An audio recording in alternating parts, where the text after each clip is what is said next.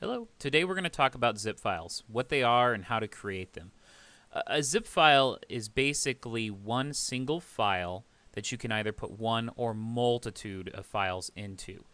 The reason why people typically want to use zip files is if you have a very large presentation or maybe a bunch of documents and you want to transmit it over email or some other means to a client.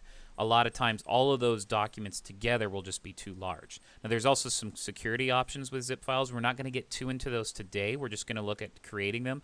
But later, if you do decide to get good with zip files and you want to start adding things like passwords and levels of encryption to it, you can actually securely transmit sensitive information using a zip file.